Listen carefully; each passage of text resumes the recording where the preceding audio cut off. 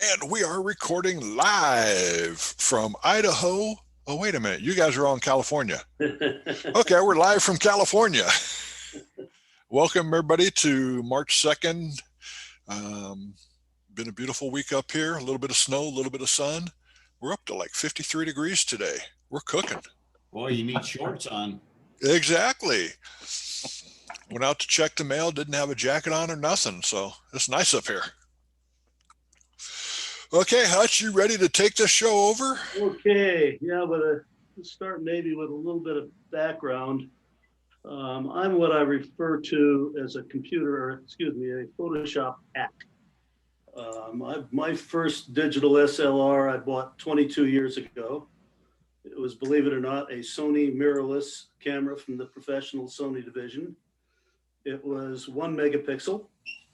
It was 100 ISO. Anything you went over made the image useless. And so by design, a lot of us had to learn how to kind of blend images to get any kind of dynamic range whatsoever. And it was all manual blending because obviously back then, there was no such thing as HDR software. In fact, it was a couple of years before real raw processing even came along. So I kind of learned early on how to do some of that, and out of necessity. And since then, things have changed a whole bunch to the point where after I opened my big fat mouth, I almost emailed Michael and said, why did I get myself into this trap showing everybody a technique that is probably close to obsolete at this point in time? And it's getting there. The reason I didn't is severalfold.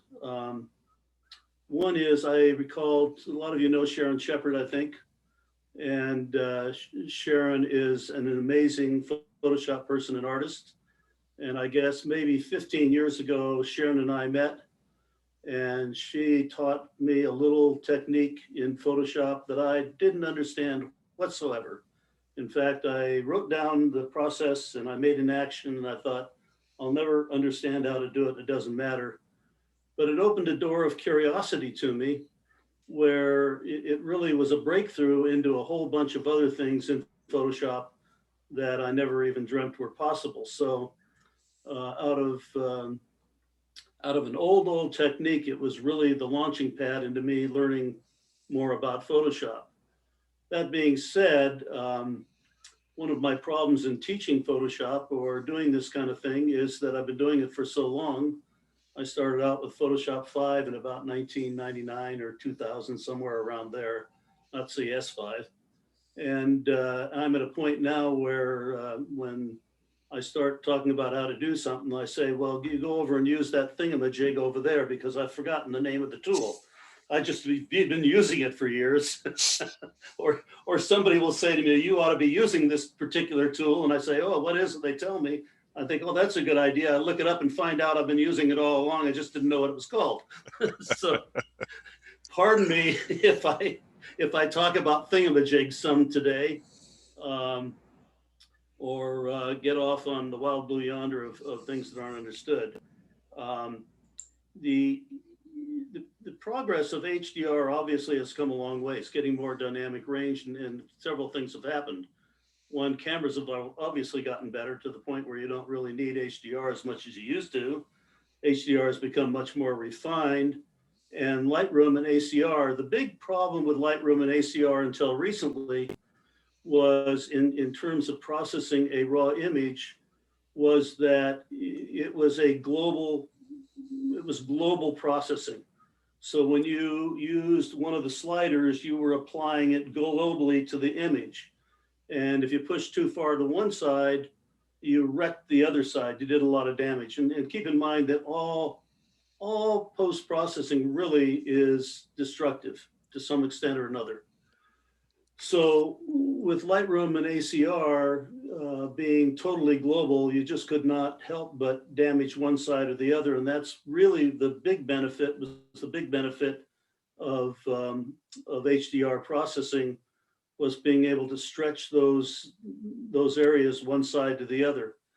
As most of you, I'm sure, are aware, a couple of years ago, Lightroom ACR got local adjustments, the brush, the radial filter, the grad, and that all of a sudden allowed us to process locally rather than having to stretch things on a global basis.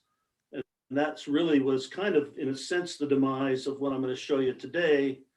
Although Photoshop was wise enough to make one change not too long ago, a couple of years ago maybe, to allow what I'm going to do to happen much easier than what it used to. And I know that a lot of professional retouchers and what have you do use this technique. So, you know, after I thought about emailing Michael and saying, what have I gotten myself into? The combination of these things of one, maybe there'll be some things you folks are using every day and I'm not going to teach you a thing. Maybe a couple of them will lead you to some curiosity to go further with it. Maybe it'll solve some problems that you've come up with where I use it not often, but I still use it in certain situations and find it useful.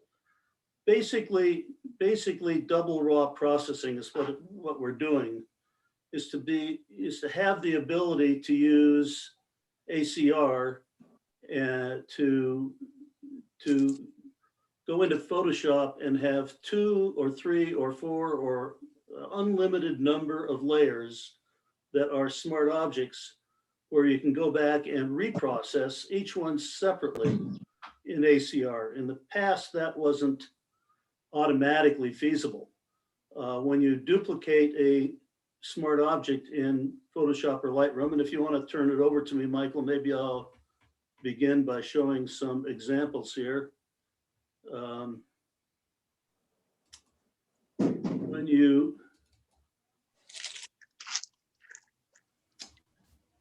When I open, and I presume I'll start right here. Normally I have this defaulted to open as a smart object because I always use smart objects.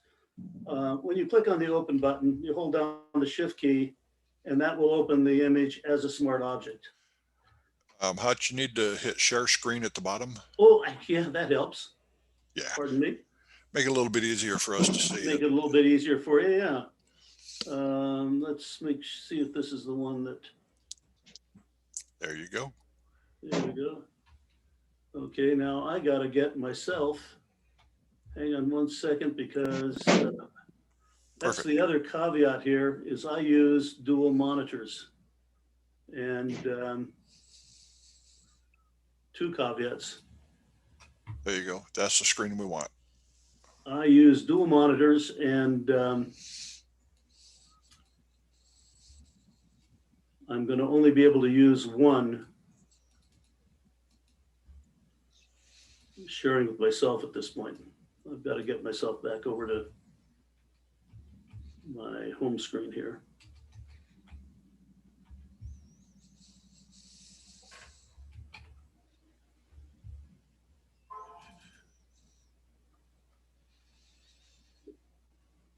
Okay. Hopefully, and you don't need to see. There we go.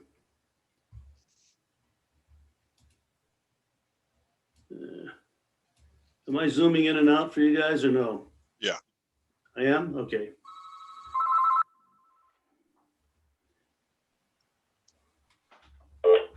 Get rid of that column. Okay, when I hold down the shift key and I say open object down here, it will open the file in Photoshop as a smart object. We're seeing bridge right now. You're seeing bridge. There we go. Oh, no, this is Lightroom.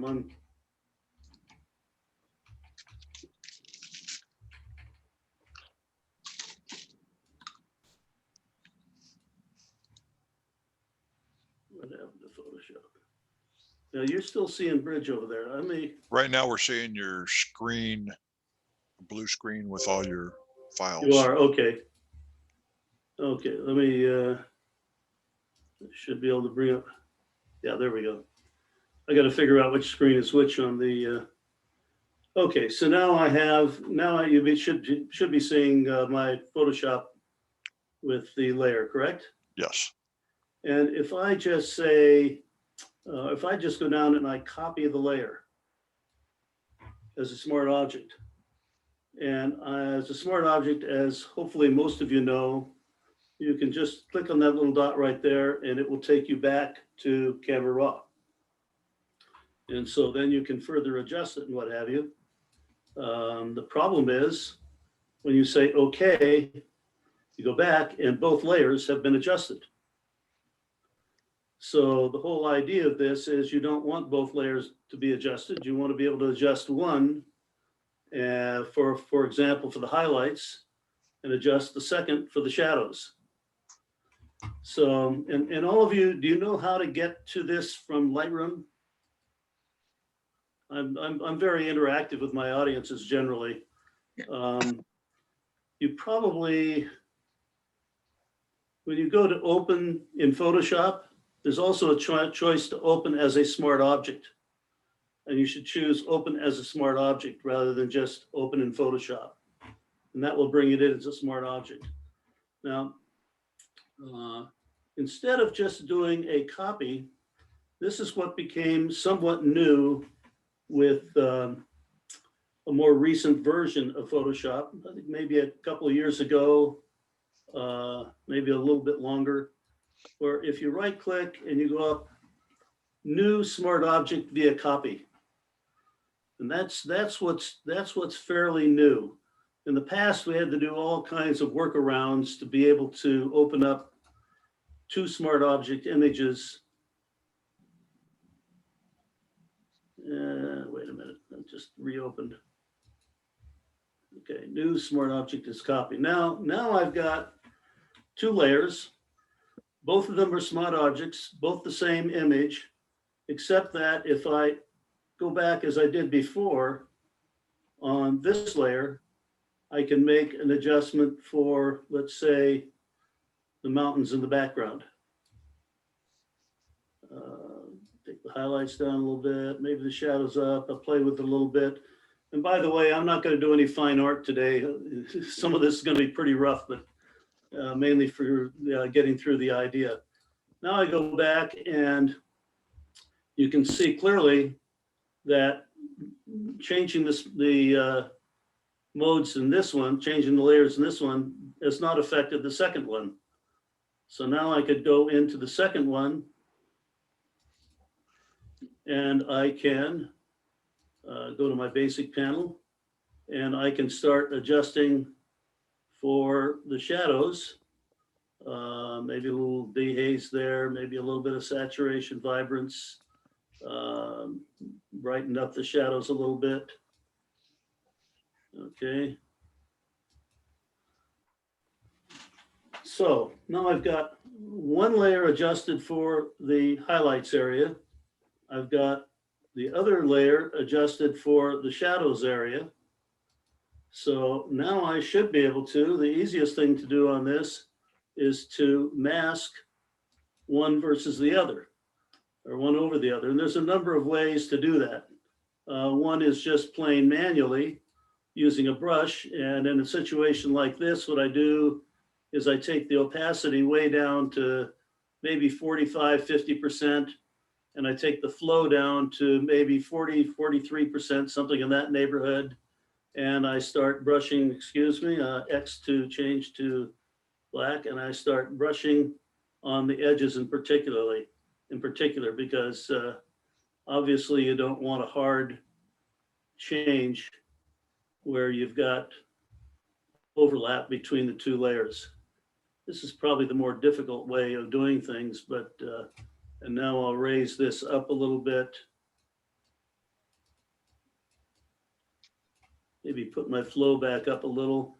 And by the way, if you use a tablet, which I don't, it really works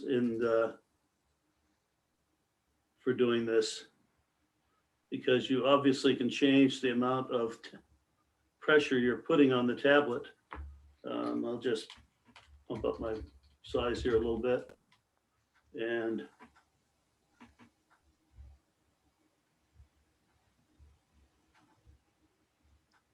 Okay, so now we've got two fairly nicely blended images, one for the highlights and one for the shadows.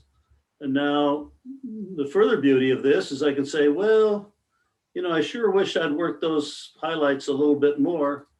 I can now go back and it will take me back to Camera Raw. Not, you'll never go back to Lightroom, but it'll take you back to Camera Raw. So now I can say, well, let's take these highlights down just a little bit more. And I could be playing with the sky. I could be going into my color mixer maybe and playing with the luminance in the sky and bring that down a little bit more. So I can be making any kind of further adjustments I want on that specific layer, and bingo, I have now just affected that area up there. Another way of doing this, which is relatively new, which probably most of you are familiar with using, is I'll create a layer mask again. And I will just simply take and make a selection out of this. In fact, I can do a selected mask up here. Do it very, very quickly.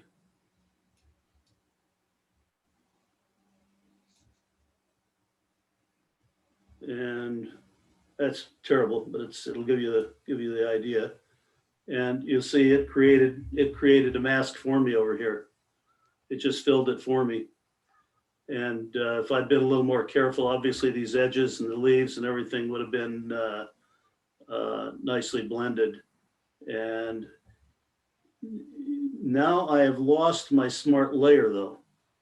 So I can't do anything more with it. When I use that selected mask, it basically rasterized that layer.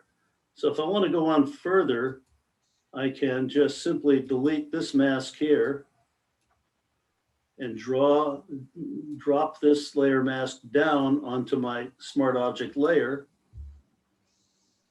delete that layer that I used for selecting, and I'm back in business with two smart object layers. The next step, oftentimes, and this is obviously not being done real artistically, is I oftentimes will flatten at this point. Now that I've created the dynamic range that I need, I can go back with the flattened image and go to filter, open in Camera Raw, and I suddenly have so much more latitude than what I had before for making adjustments. So now I can take those highlights, move them around, take the shadows, move them up and down. And I'm just, as you can see, I'm making very dramatic changes to the highlights and shadows without moving the sliders much in one direction or the other. So basically, I've created more dynamic range to work with by blending those two layers together. That makes sense? Anybody Yes, sir. got a question or comment or thought or idea? There's, you know, you can kind of, I'm a smart object guy. I use smart objects a lot, mainly because I'm always goofing around with pictures and trying to do things with them that I probably shouldn't do. But So when you, to get that into the Camera Raw, you just clicked, how did you, it looked like you didn't do it the way I do it. So when okay. you have a smart object, what do you do to get it immediately into Camera Raw? I'll take you back to, let's go back to just the two layers. Yeah, it might be fast. Oh, there you go. I need Okay. to see things 20 All you times. have to do is just double click on the little box here at the Oh, on bottom. the little box. Okay, thanks. That's all you got to do. Okay. And you'll go right back into Camera Raw. Got it. That only works if you open it as a smart object. That's right. That only works if you open it as a smart object. Right, yeah, it's You the can, only way you you've can got the, change yeah. it. You can change a non-smart object layer to a smart object layer, but it's not going to take you back to Camera Raw. It'll do all the other things that a smart object will do, but it won't take you back to Camera Raw. So if Oh, I, yeah, okay. yeah, just close here. And that's why it's important to open and use the copy as smart object to begin with. Bridge. So if I open this and you'll notice I'm using the little ORF images, those are my OLE. And the OLE's got so much less dynamic range than what my R5 or my Mark IV have, that it's where I'm doing this more often than I would with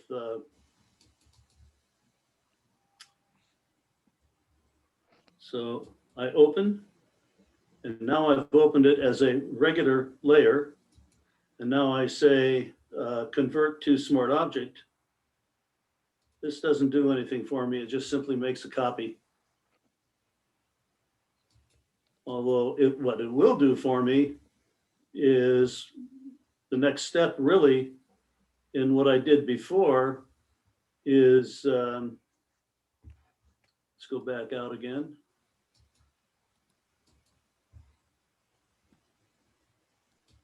Probably should have left that alone. Real quick, open as a smart object. New smart object versus via copy.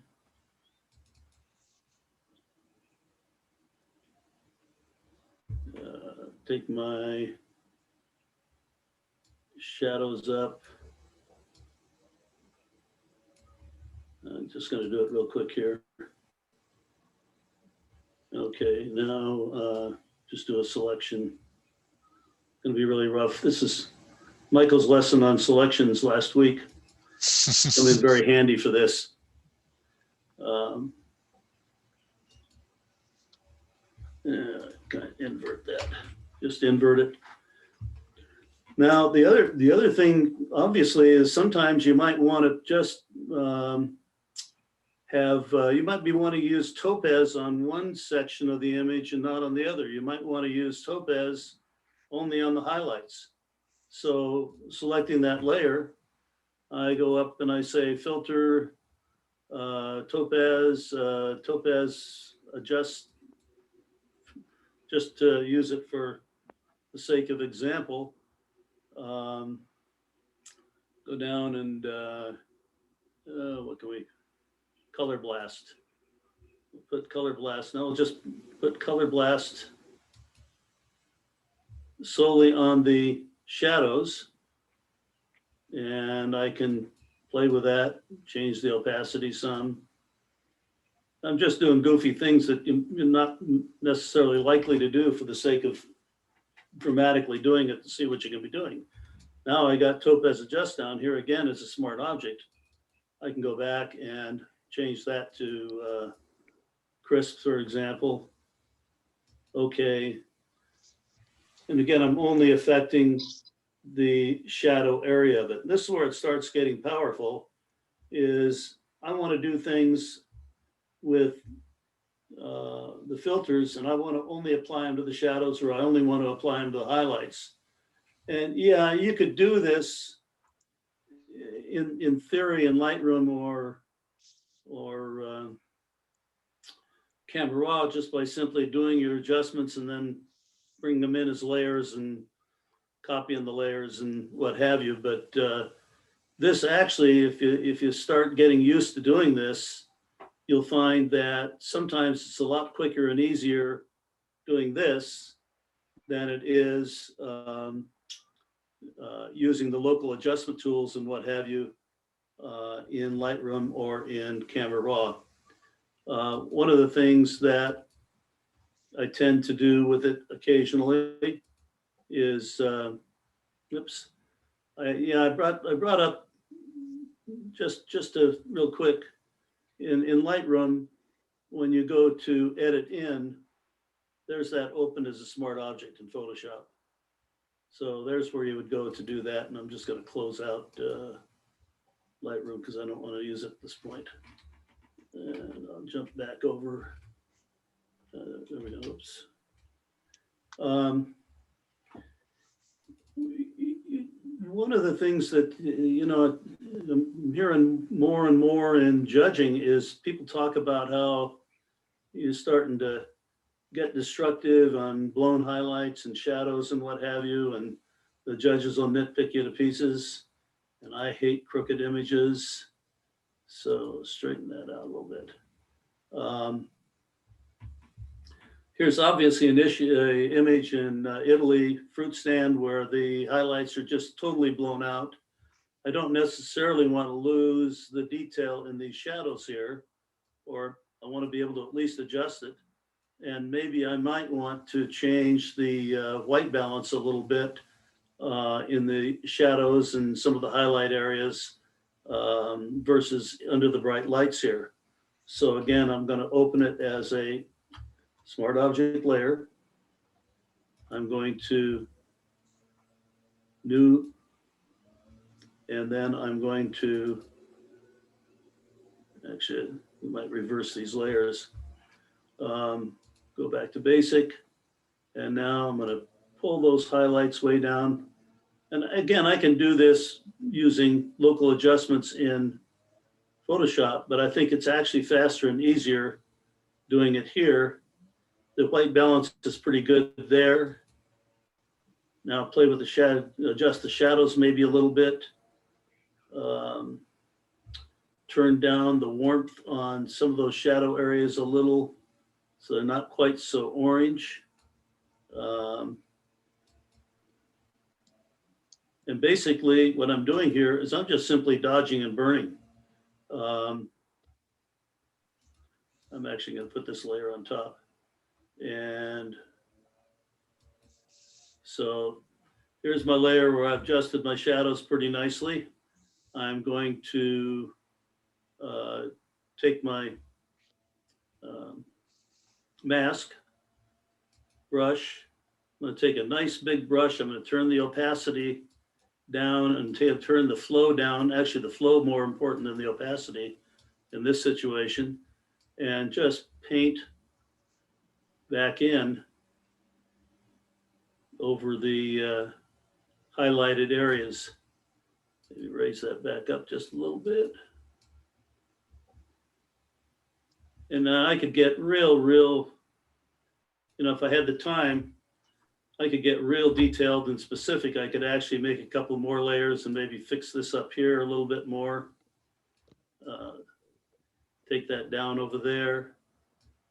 This is just simply painting with light, dodging and burning, just using smart object layers. Maybe I went down too far on the fruit, what have you. Maybe I want to bring it back up a little bit so I can go back and reopen that in Camera Raw. That's the real benefit, is to be able to go back and forth, reopening these back into Camera Raw, making your adjustment. Sometimes you may want to go back in, make some local adjustments in Lightroom or not Lightroom, but in Camera Raw, then bring it back over. And you can do that just endlessly, having these layers. And again, nothing stops you from having 5 or 6 layers here, all smart object layers, so you can work on each particular area of the image unto itself. So that's kind of use I have for it, dodging and burning. That yeah, I can do it in Lightroom. I can do it with a brush, but in a sense, sometimes I get more out of it doing it this way. And it's just let your imagination be your guide. Reopened. Didn't mean to do that. Stop. Hello, somebody just came in. Close that.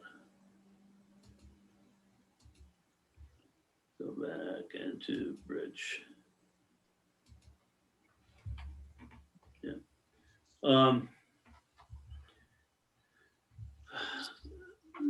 This is Smith Rock in Oregon. And, I actually did bracket this in camera, but had I shot this just as a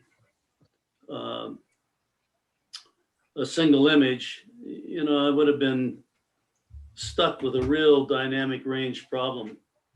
So I'm going to play with the sky, which actually I want to bring down a little bit, bring the vibrance up on it, maybe a little bit of saturation, open it as a smart object.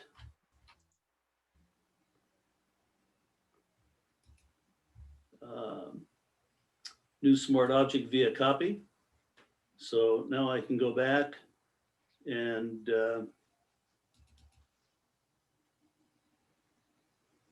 now I can pull the shadows.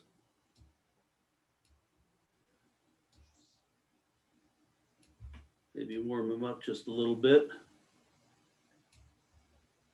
And take the exposure up a little bit. These types of images do need some work because as you bring up shadows from that deep, it tends to go flat on you. But for the sake of the example here, so now I want to put that sky back in. This is an easy duty one. I'm simply going to go up, make the selection. I might feather this just a little bit. 7, let's try 8 pixels. Smooth it out. That's a little too much. Feather, take it down to 5 pixels. You can see there in those spots, the more I feathered it, the more I was going more, and I should have been going less, but you got the idea. So now all I got to do is just click on the mask, and I should have inverted it. And now I'm got my new sky and I've got my shadows. And again, if I went too far on the shadows, I can reopen them. I can bring it back, and there we go. And of course I can always, now that I've got the dynamic range to do it, I can flatten it, bring it back to camera raw, and start playing from here in terms of adjusting it. And I've got a lot of latitude to do that, much more latitude than I did in the original. And of course, now all of the local adjustments are available for me to work with. I have a quick question. When you're when you go back into camera raw to go back into Photoshop, what do you hit? Just return? When I go back into, at what point? With the point I was just at? Yeah. Okay, well, I went up to, see, when I flattened it, I lost my smart object, right? Yeah, so prior to that. So what I did was I went up to filter, camera raw filter. I just got to activate the layer. Filter, camera raw filter. It's not going to be a smart object one now. Play around with it, adjust it, what have you. Just say okay, and I'm automatically back in Photoshop. Not as a smart object. So that's the same process when you I can't redo that now because okay. because I did not do it. Once I flattened it, it's no longer, it's rasterized. I can no longer use it as a smart object. So when I end up going up and having to use camera raw filter up here, rather than clicking on it down here, I'm losing that. Okay. Prior to that, when it was a smart object and you went into camera raw to go back into Photoshop, you just hit okay? Okay, well, here, I'm taking it back a couple steps. Are you talking about like here where I went in with this layer? Uh-huh. Okay, I make a change. I change the shadows, whatever.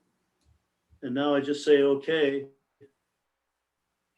And that takes me back into Photoshop with only this layer changed and this layer remaining the same. Perfect, thank you. Okay. Hutch, Yeah. if you wanted to adjust your feathering on your layer mask there, Right. you can go to properties Yeah. and adjust it after you've made your Yeah. first feathering, and you can adjust your feathering from there too. Right. Yeah, I'm aware of that. I think I'm trying to cut through to, Oh yeah. as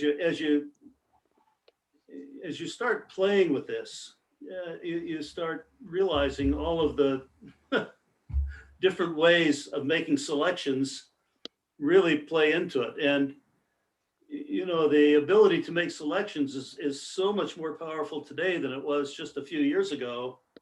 That blending, hand blending, when we were doing blending 10, 15 years ago, man, it was an ordeal because you couldn't make selections like you can today. And in fact, I forget half the ones, but yeah, you're right. For the sake of the folks up here, you make your selection, and now you can go up and you can feather and do all the stuff in your properties panel. Okay. Oops. Hutch, will the selective mask work on the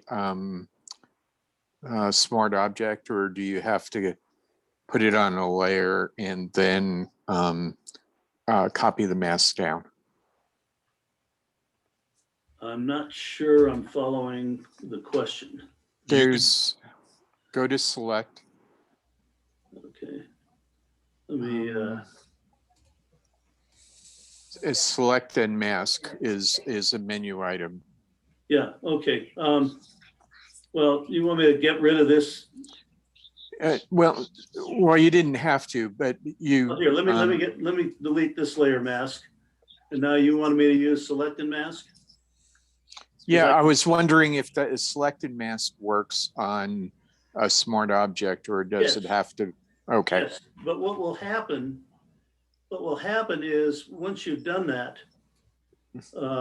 now you go back, and here's the trick on this, is now I've gone back from select and mask, and it's created my mask layer here, right? But now I've kind of lost that ability to keep taking that layer back and readjusting in Camera Raw, because it's rasterized it here so that it no longer is a smart object. Here's that layer that it worked with, and it's just turned that layer off. So what I can do, and maybe I did it too quickly before, what I can do is just drag that mask down to what was my smart object layer. I no longer needed this layer here, so I delete the layer. And now I've got my mask on my smart object layer. Did I do that too quick, or did everybody, do people lose me? The mask, your mask, you can move your mask from layer to layer to layer to layer. And again, when I do a selected mask, that's a great way of creating a mask on that section you want. But unfortunately, now I've lost the smart object aspect of it. If I wasn't using the dual smart object layers, it wouldn't really matter. But in this case, once I've made that selection, I want to be able to continue working on each one of these shadow and highlight layers. So I made my selection. I just pull the mask down to the smart object layer, get rid of the top layer here.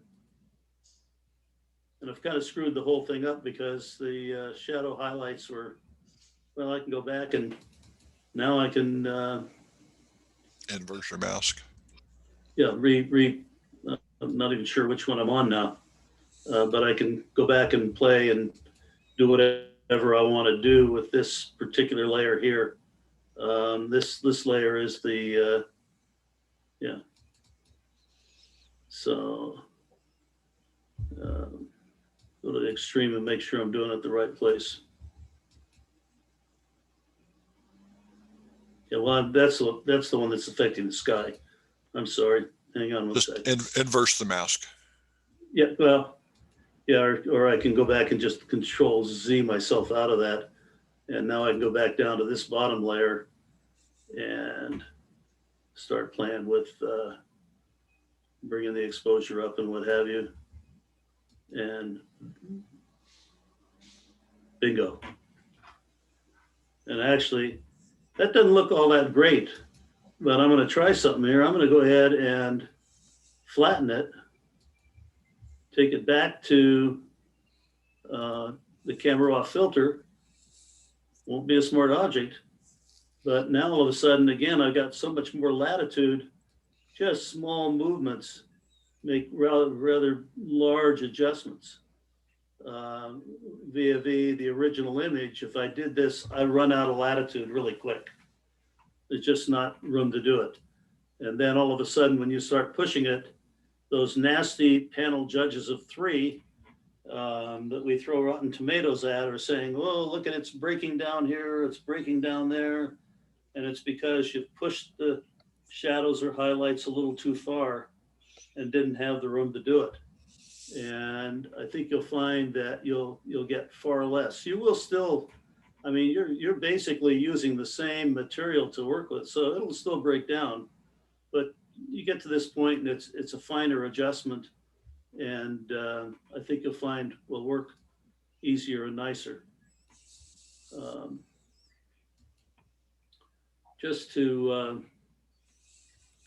kind of play with the versatility of it, just for fun, and I hope I can do it again, I played around with this image to see what I could do with it.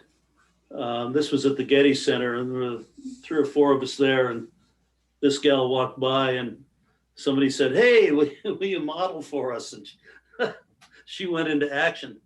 But, you know, we were kind of stuck with not exactly what you'd call the best lighting conditions you've ever seen.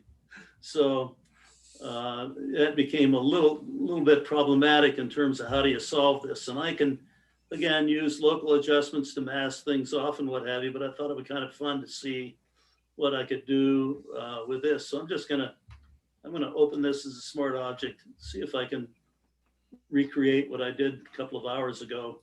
I'm going to do smart object versus copy. I'll actually make 3 of them just to, and now I'm going to process this for my highlights and take this down to what I think was about the same of the original here. We'll try right about there. And then I'm going to take this one and I'm going to try to bring up the shadows some. Shadows up, which is her. And okay. And now, well, actually, okay, let's see what happens. Whoops, wrong layer. Should have just moved it over. I think I'm getting myself in trouble here. I got it to work so nicely before. Let me invert the mask there. I think that's what I'm going to need to do. And there we go. Just gently painting in. And if you're going to get real clever, actually taking out that zigzag shadow with another layer works. And so there you have her lit up more appropriately, and you've taken care of some of these problems down here. Maybe play with the sky a little bit around her, and then playing with that sky, kind of flattened it out, but you get the idea. And actually, you know, once you get to this point, at one point I did a select subject on her, put her on a separate layer, and then I put her back into the image. But you can see how much fun you can have with this once you get going. Any questions? Anything else that I can do for you? This was kind of, go ahead. Question? Hutch, you mentioned the word rasterize several times. Yeah. It has confused me forever. Could you explain that a little bit? Oh, God, I was hoping somebody wouldn't ask me that question. You got Photoshop, you've got raster layers and you've got vector layers. And generally you're not going to work, vectors, the big advantage of vectors, and you find mainly people that work with, for example, text and that kind of thing will, or graphic objects. Typically vectors are used with graphic objects because you can stretch a vector and create almost no damage to it whatsoever. So if you want to, for example, you drop in a new background or something, copy and paste in place, and it will paste it in place as a vector mask or vector layer. And you can stretch it and retain all of the qualities of that layer. But all of a sudden you got problems with other things you can't do with it. So then you've got to rasterize it, which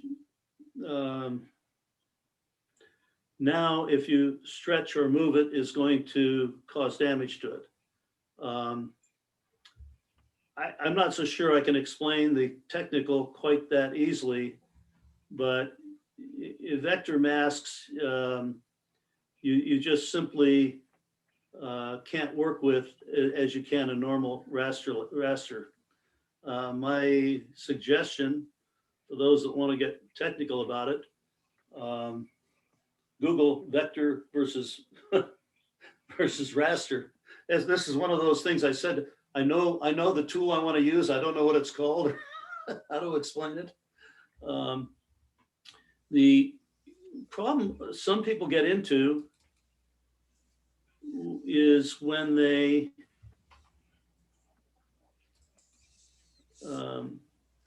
if you, I think it's control click on the mask, it becomes a vector mask and can cause you all kinds of problems. Yeah, it's a vector mask. And it will not work like a raster mask will. So the only reason I even know this is because a friend of mine kept calling me. She's all of a sudden learning how to use textures, overlay textures and what have you. And she was going crazy. She discovered Two Little Owls. I don't know if any of you know about Two Little Owls, but it's a great website for learning how to use textures and divide textures and all that. And she's been taking lessons from her. And she even fooled the gal from Two Little Owls because nothing was working. And it turns out she was holding the control key to make the masks and turning them into vectors. And it was just screwing up the whole thing. So anyway, I hope that helps. It's probably not a very good explanation, but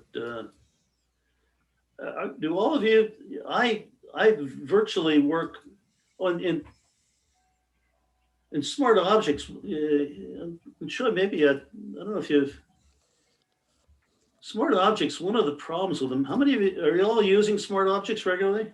No. Actually, I changed my default. I changed my default to always open as a smart object, so I don't have to hold the shift key down. Excuse me for the phone. Let me get rid of this. Because Hi, this is Lisa from Spectrum. You can hide this. Your car warranty is about to expire. Yeah. I always open everything as a smart object. My initial file is always a smart object because I love that ability to go back and no matter what I'm doing, every layer remains a smart object as I duplicate layers and what have you, until I get myself in trouble and I want to do something like use the spot healing brush. And I get the dreaded X that says, you can't do that because smart objects layers are actually vector layers. And, a lot of people, that's where they get frustrated, is they start working with smart objects and suddenly discover that it's a vector and a lot of their tools no longer work.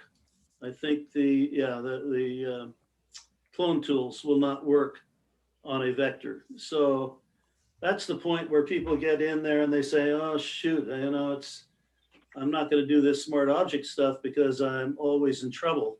There are a whole bunch of workarounds for it. And I'll give you one simple workaround today. And that is just to create a blank layer above. And now, all of a sudden, I can take that. Sample all layers. What am I doing? What am I doing wrong here? You need to click on sample all layers at the top. Oh, you're right. Thank you, Michael. You're welcome. Now I can go in and I can use it to my heart's content. And eventually when I'm done doing that, then obviously I'm going to merge those two layers together. In this case, merge visible. And that's probably the easiest and quickest way around smart object layers, giving you that problem. But I have just found, and I don't know about the rest of you, ACR, 95% of my processing used to be in Photoshop. Now 95% of it is in ACR. Because again, that ability to use local adjustment tools. So when I do go to Photoshop, there's things that, you just can't do, still can't do in Lightroom or ACR. I just love going over as a smart object and being able to go back and forth forever as I do my processing in Photoshop. Anything else? I hope this was useful. It's kind of Definitely useful. old-fashioned, but sometimes old-fashioned works. I have a question. Yeah.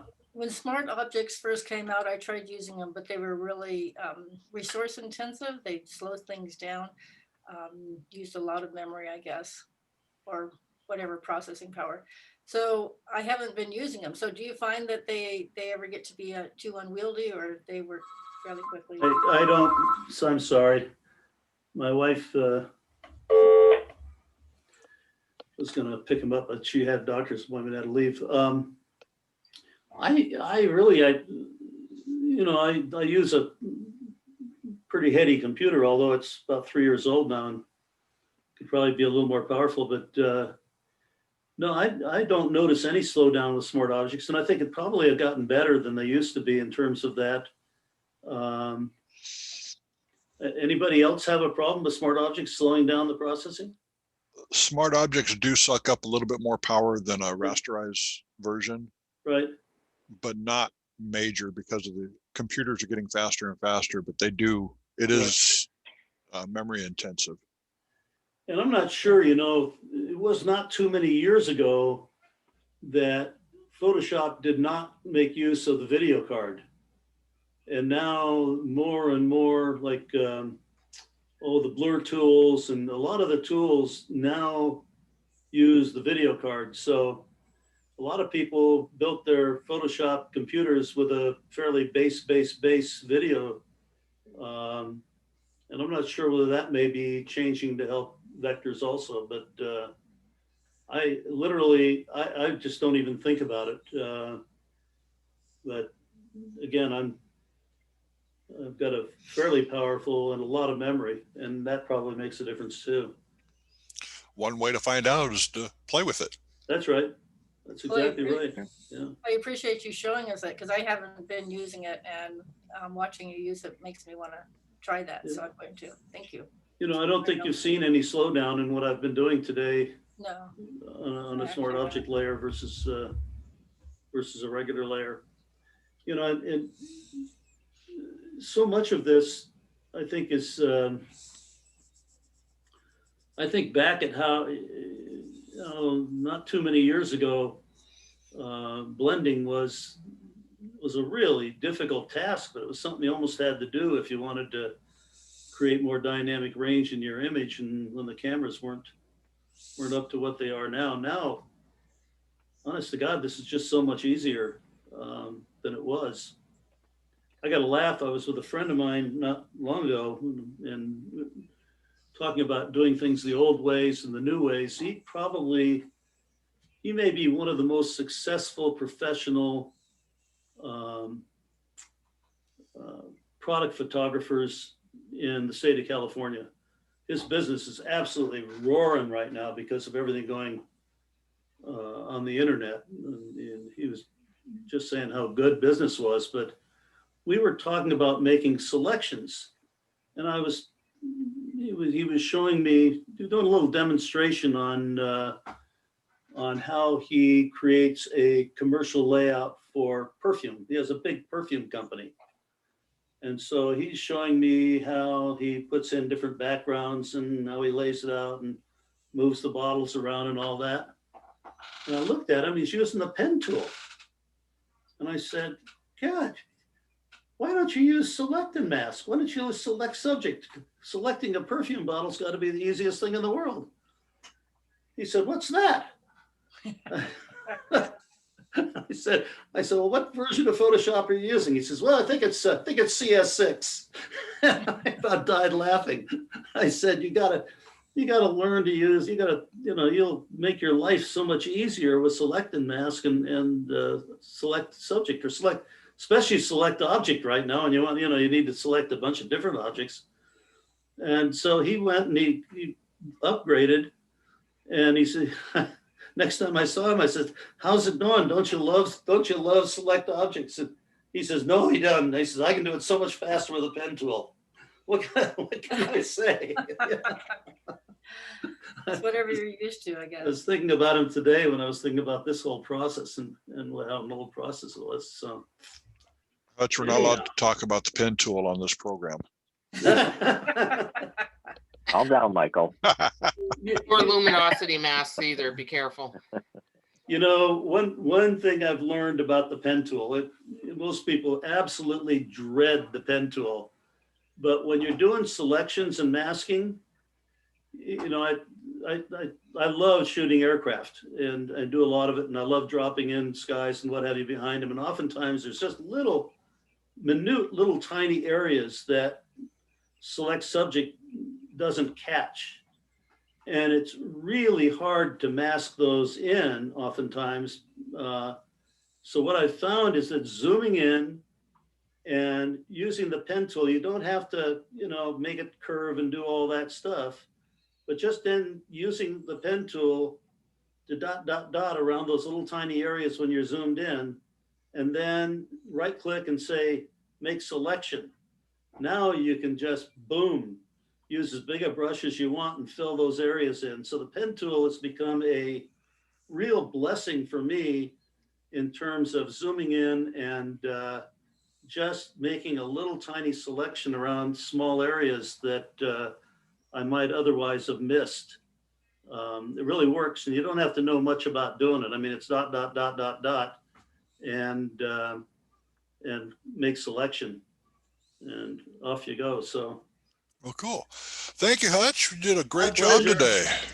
Thank you, guys. It's every time I come here, you never. What I have found, and I think most of you have, is there's 100,000 different ways of doing the same thing in Photoshop. That's why I love coming here and hearing Michael, because every time I come, there's always some little twist or something that I haven't done before. So I am very twisted. Yes, sir. I'll buy that. I'll agree to that. We saw that in your COVID picture last week. That was a really good presentation, Hutch. Thank you. Thank you, Hutch. No, thank you all.